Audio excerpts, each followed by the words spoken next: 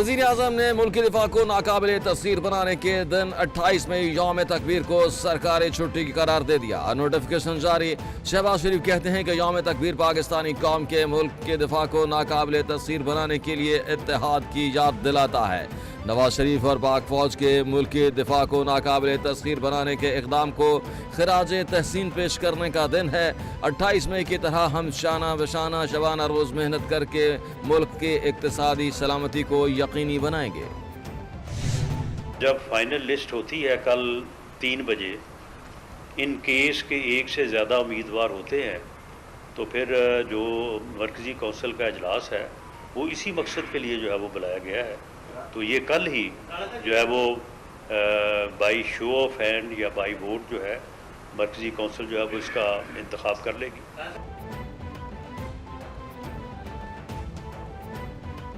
मुस्लिम league नून के नए सदर का इंतखाब मंगल को होगा। सेंट्रल वर्किंग कमेटी ने शहबाज शरीफ का बतौर सदर इस्तीफा मंजूर कर लिया।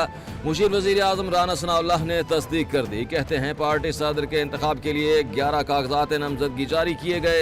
इलेक्शन का पहला मरहला 4 बजे तक मुकम्मल होगा। नवाज शरीफ ने पाकिस्तान को एटमी ताकत बनाया। मोदी को पाकिस्तान एक आंख नहीं भाता। नवाज शरीफ के मुल्क के लिए गिरां कदर खिदमत हैं।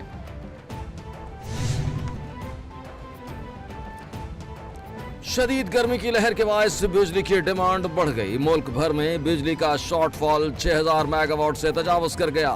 बिजली की तलब 26,000 पैदावार और 19,814 मेगावाट। शॉर्टफॉल 6,186 मेगावाट तक पहुंच गया।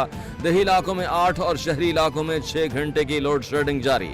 ज्यादा लाइन लॉसेज वाले इलाकों में 12 से 14 घंटे की लोड शेडिंग। जराये के मुताबिक पन बिजली से 5,700 मेगावाट बिजली पैदा हो रही है।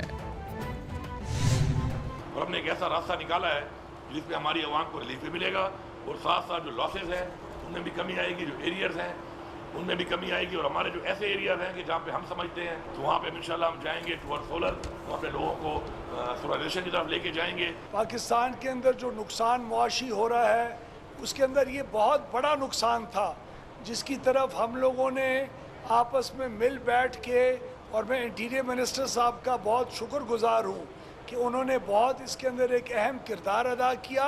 पहली बात, लॉ एंड ऑर्डर की सिचुएशन केपीके में बनती है तो हमारा सबका कंसर्न है। ऑल्दो ये प्रोविंशियल इशू है, लेकिन डेफिनेटली फेडरल गवर्नमेंट को भी उसमें इशू आता है। तो जब एक ऐसी सिचुएशन बन रही थी उसको रिजॉल्व करना बड़ा ज़रूरी था।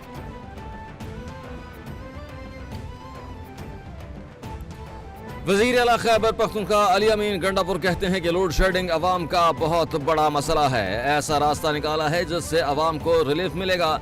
लाइन लॉसेज के वजूहात पर मिलकर काम करेंगे। अवाम को सोलराइजेशन की तरफ लेकर जाएंगे।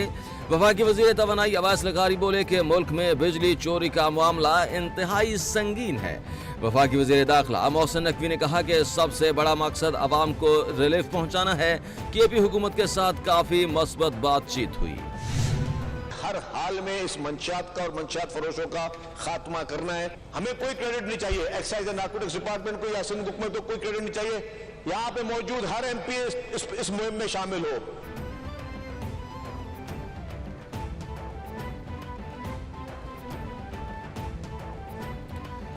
सिंध हुकूमत का हुस्न हसीन इक़दाम। सरकारी और निजी स्कूलों में तलबा को ड्रग टेस्ट कराने का फैसला। टेस्ट का नतीजा स्कूल इंतजामिया को नहीं बताया जाएगा। जिस बच्चे का टेस्ट मस्बत आएगा महकमा उसके घर जाएगा। हुकूमत मनशियात फरोशों का खात्मा करेगी। सीनियर सूबाई वजीर शर्जील इनाम मेमन का सिंध असम्बली में इजहार ख्याल।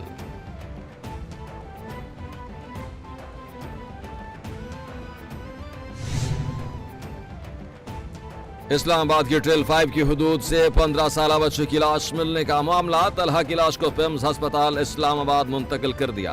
ऑपरेशन में rescue 1122 police, CD forest, environment, wild life और रेंजर्स ने हिस्सा लिया।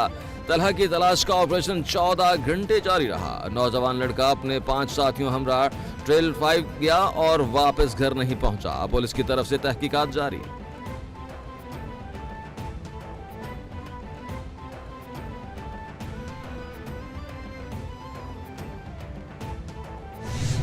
यहाँ से वफ्द गया है वो बड़ी मुस्बत उन्होंने प्रेस रिलीज जारी की। उस पर मजीद बात करने की ज़रूरत नहीं। वो पॉजिटिव तरीके से उन्होंने प्रेस रिलीज जो है वो जारी करके यहाँ से गए हैं कि आज की 2024 की सिचुएशन को 1971 से किस तरह मिलाया जा रहा है, कौन मिला रहा है, उनका एजेंडा क्या है, बिल्कुल क्लियर है।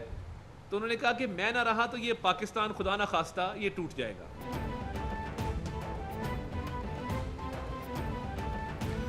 फलस्तीन में अमन जंगबंदी के ख्वाहां हैं। गजा में अमन के बगैर दुनिया में अमन कायम नहीं हो सकता। मुल्क की मईशत बेहतरी की जानिब गामजन। बानी PTI ने कहा, मैं न रहा तो पाकिस्तान टूट जाएगा, पाकिस्तान ता क़यामत कायम रहेगा।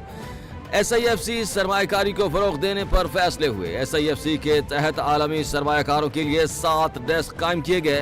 वफाकी वज़ीर इत्तलात अता तारड़ की प्रेस कॉन्फ्रेंस।